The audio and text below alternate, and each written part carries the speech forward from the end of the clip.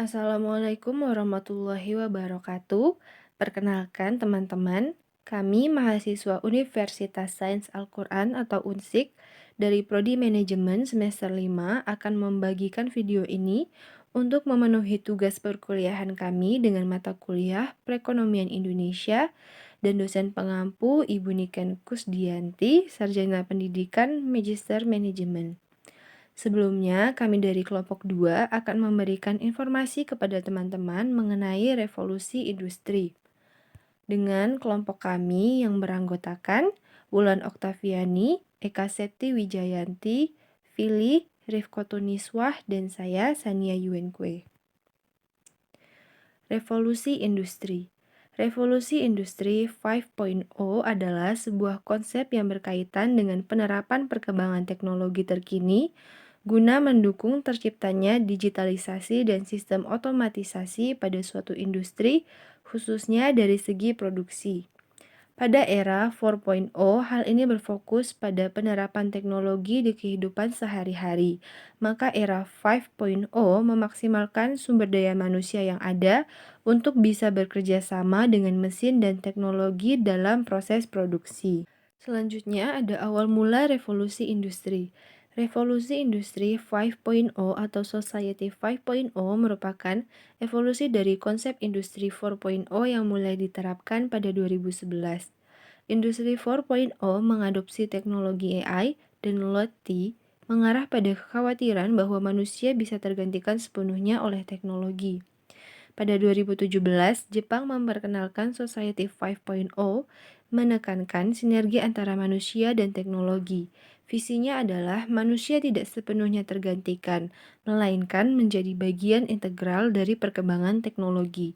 Society 5.0 bertujuan meningkatkan efisiensi dan produksi dengan teknologi mutakhir, fokus pada nilai sosial dan kesejahteraan. Pembaharuan ini diharapkan meningkatkan produktivitas, menurunkan biaya produksi, dan memungkinkan sumber daya manusia fokus pada pekerjaan strategis. Lalu ada dampak positif dari revolusi industri. Yang pertama, peningkatan efisiensi dan produktivitas. Pemanfaatan teknologi terkini dan analisis data yang tepat pada Society 5.0 akan mendorong efisiensi dan produktivitas di berbagai industri lewat sistem otomatisasi. Contohnya adalah penggunaan teknologi HRIS untuk pengelolaan sumber daya manusia di dalam perusahaan. Yang kedua ada kualitas produk dan layanan meningkat. Meningkatnya kualitas produk tersebut secara otomatis juga mendorong perbaikan layanan sehingga kepuasan pelanggan juga ikut bertambah. Di sisi lain, perusahaan juga bisa meningkatkan jumlah produksi dan menambah varian produk sesuai permintaan pasar.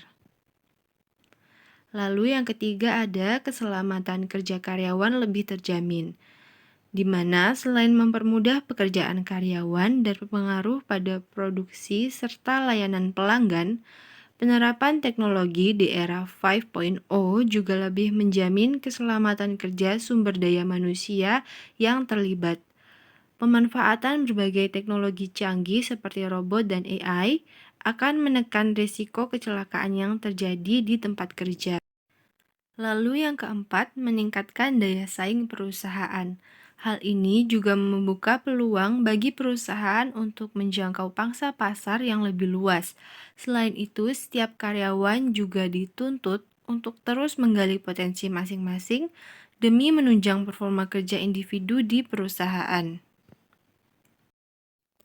Lalu, selain dampak positif, ternyata terdapat dampak negatif dari revolusi industri, yaitu era 5.0 meskipun mengusung konsep sinergi antara manusia dan teknologi, tetap menghadapi resiko bahwa perkembangan teknologi seperti penggunaan robot dan mesin canggih dapat mengancam pekerjaan manusia, meningkatkan tingkat pengangguran, dan mengancam eksistensi pekerja manusia di industri.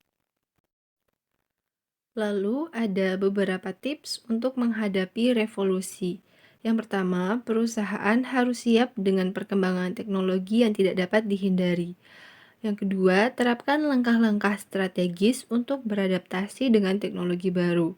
Yang ketiga, Pilih teknologi yang tepat untuk meningkatkan efisiensi, efektivitas, dan produktivitas. Yang keempat, perhatikan kualitas sumber daya manusia di perusahaan dan tingkatkan kompetensi mereka.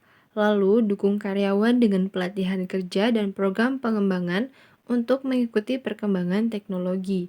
Dan yang terakhir, mempersiapkan diri untuk peralihan dari era 4.0 ke 5.0 dengan meningkatkan keterampilan karyawan dan kesiapan perusahaan. Lalu kesimpulannya, revolusi industri sebagai tonggak penting dalam evolusi masyarakat manusia telah memberikan perubahan mendalam dalam cara kita hidup, bekerja, dan berinteraksi. Dimulai dengan revolusi industri pertama yang dipicu oleh mesin uap di abad ke-18, perjalanan revolusi ini terus berlanjut hingga era revolusi industri keempat saat ini.